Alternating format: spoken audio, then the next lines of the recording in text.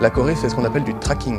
Le tracking fait partie des solutions qui ont été retenues par un certain nombre de pays. Donc nous aurons fait le choix de travailler en lien avec eux pour regarder ces solutions. Si nous avons l'accès à des masques, nous encouragerons effectivement le grand public, s'il le souhaite, à porter des masques. La question des masques en population générale ne se pose pas de manière immédiate. Il n'y a pas de preuve du fait que le port du masque en population générale apporterait un bénéfice. Les masques et le traçage numérique de la population, on en parle tout de suite dans le numéro 72 du Petit Coup de Bourbon.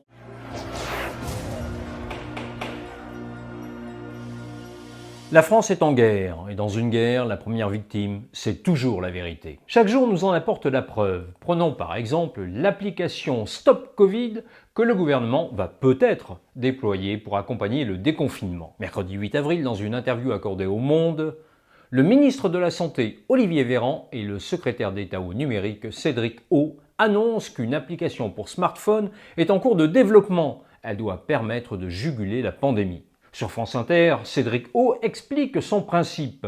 C'est de vous prévenir si vous avez été en contact dans les jours précédents avec une personne qui s'est ensuite déclarée Covid+, c'est-à-dire testé positif au coronavirus, de telle manière que vous puissiez vous-même prendre les dispositions, c'est-à-dire aller vous faire tester et le cas échéant vous confiner. Concrètement, les téléphones se signaleront les uns aux autres par Bluetooth.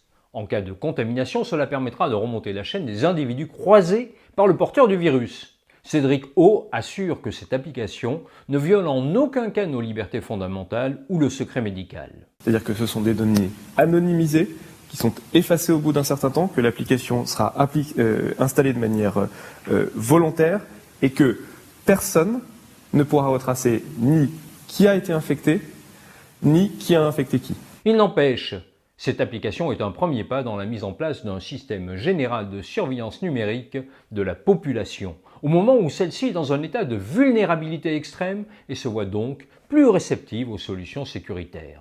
Qu'importe l'application en elle-même, ce qui est en cause, c'est le précédent qu'elle instaure. S'il devient légitime de traquer les individus pour lutter contre la pandémie, alors demain, il sera légitime de surveiller nos allées et venues pour un tout autre motif. On a déjà vu comment les dispositions de l'état d'urgence, proclamées au lendemain de l'attentat contre le Bataclan, ont fini par se retrouver, pour l'essentiel, dans le droit commun. Chose inhabituelle, le premier tir de barrage est venu des rangs de La République En Marche. Stéphane Séjourné, député européen, ancien conseiller politique d'Emmanuel Macron, Guillaume Chiche, député des Deux-Sèvres, Sacha Houlier, député de la Vienne, ou encore Pierre Persson, délégué général adjoint des Marcheurs, ont dénoncé un projet qu'ils jugent dangereux.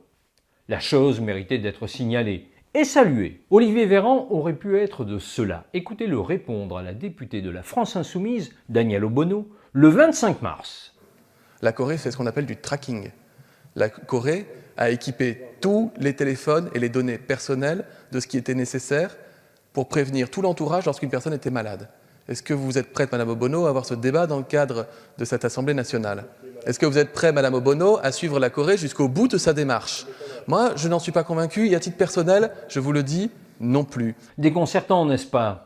Dans l'entretien accordé au Monde, il justifie ainsi sa volte-face. Je me suis déclaré très sceptique sur l'utilisation d'un tracking numérique avec un modèle qui informerait systématiquement de toute personne de votre entourage ou de vos contacts présentant des symptômes de la maladie. Aujourd'hui, notre réflexion est sur la base du volontariat. Elle est compatible avec le droit européen des données personnelles, avec des données anonymisées. Naïveté ou capitulation, chacun appréciera. Cet étrange virus du revirement a également frappé Christophe Castaner. Interrogé dans l'émission Vous avez la parole sur France 2 le 26 mars, il affichait ses réticences à l'égard du tracking. Ça n'est pas notre souhait, nous n'y travaillons pas. Un groupe d'experts de ces sujets-là a fait un diagnostic de tout ce qui se faisait dans les pays étrangers. Comme vous, j'ai connaissance de ces méthodes-là, mais je crois que ça n'est pas la culture française. Et je fais confiance aux Français pour que nous n'ayons pas besoin de mettre en place ces systèmes qui, au fond, atteignent la liberté individuelle de chacun pour être efficaces. Donc ça n'est pas un sujet sur lequel nous travaillons. Et voici ce qu'il déclare le 5 avril sur la même chaîne. Le tracking fait partie des solutions qui ont été retenues par un certain nombre de pays. Donc nous aurons fait le choix de travailler en lien avec eux pour regarder ces solutions. Mais je suis convaincu que si elles permettent de lutter contre le virus et si, évidemment, elles respectent nos libertés individuelles, c'est un outil qui sera retenu et soutenu par l'ensemble des Français. Bon, d'accord. C'est Christophe Castaner. Et le Premier ministre dans cette affaire? il cultive le flou artistique.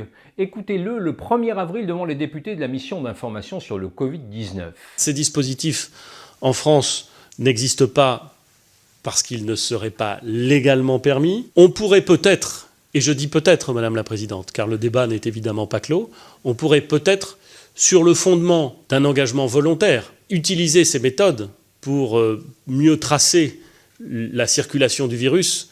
Et nous n'avons pas d'instrument légal et nous ne travaillons pas aujourd'hui sur des instruments qui rendraient obligatoire ce tracking. Sur la base du volontariat, nous dit le Premier ministre, il ne faut pas prendre les enfants du bon Dieu pour des canards sauvages. Si demain, le gouvernement déclare que le confinement est levé pour tous ceux qui ont téléchargé l'application, que restera-t-il du consentement libre et éclairé des citoyens? Cette application n'est pas le seul exemple d'enfumage. Ainsi, après bientôt 4 semaines de confinement, il est impossible d'avoir une réponse claire de l'exécutif sur le port du masque en population générale. Souvenez-vous, au début, le discours, c'était ça. Les Français ne pourront pas acheter de masques dans les pharmacies parce que ce n'est pas nécessaire quand on n'est pas malade. On est principalement contaminé par gouttelettes, autrement dit par le fait qu'il y ait qu'on tousse, qu'on éternue, qu'on postillonne éventuellement. C'est la raison pour laquelle les autorités sanitaires considèrent qu'il n'y a pas lieu de porter en continu et en population générale un masque de protection. Mais le 3 avril, coup de théâtre, le directeur général de la Santé, Jérôme Salomon, fait cette surprenante déclaration. Parce que je rappelle que les transmissions gouttelettes se font en face à face à moins d'1 mètre. Et donc, si nous avons l'accès à des masques, nous encouragerons effectivement le grand public, s'il le souhaite, à porter des masques, en particulier ces masques alternatifs qui sont en cours de production. En fait, Jérôme Salomon ne fait que suivre les recommandations de l'Académie de médecine. Dans un avis rendu le 2 avril, celle-ci préconise le port du masque pour l'ensemble de la population. Il est établi que des personnes en période d'incubation ou en état de portage asymptomatique excrètent le virus et entretiennent la transmission de l'infection.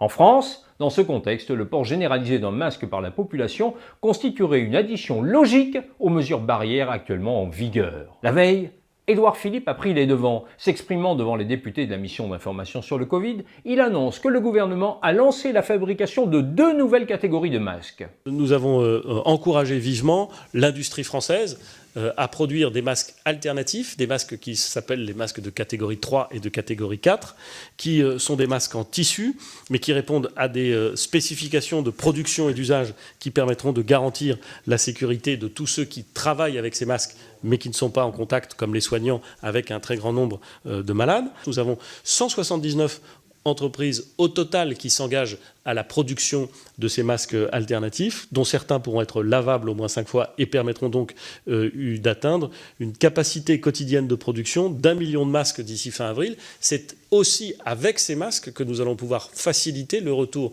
au travail, le déconfinement, la poursuite de l'activité économique. 1 million par jour, fin avril. La France compte 67 millions d'habitants. Même si les masques peuvent être réutilisés jusqu'à 5 fois, on est très loin du compte. Mais pour l'ineffable Sibeth Ndiaye, il n'y a pas de problème. Il convient, à l'heure actuelle, dans le cadre du confinement, de faire en sorte que les gens sortent le moins possible et uniquement quand cela est nécessaire. Donc la question des masques en population générale ne se pose pas de manière immédiate. Cet argument est à la fois malhonnête et odieux, car les gens qui se rendent chaque jour sur leur lieu de travail parce que leur présence physique est requise ont besoin de ces masques. Maintenant! Pour sa défense, Matignon invoque les recommandations de l'Organisation mondiale de la santé. L'OMS a rappelé le lundi 30 mars 2020 sa doctrine concernant les masques. On nous a beaucoup critiqué sur les éléments, mais je me permets de citer le docteur Mike Ryan, que je ne connais pas personnellement, mais qui est directeur exécutif de l'OMS pour les programmes d'urgence. Que dit-il? Le 30 mars, c'est-à-dire finalement il y a 2 jours. Il dit « Il n'y a pas de preuve du fait que le port du masque en population générale apporterait un bénéfice. Ce serait même plutôt le contraire à cause des mauvaises utilisations. » Ce n'est pas moi qui le dis.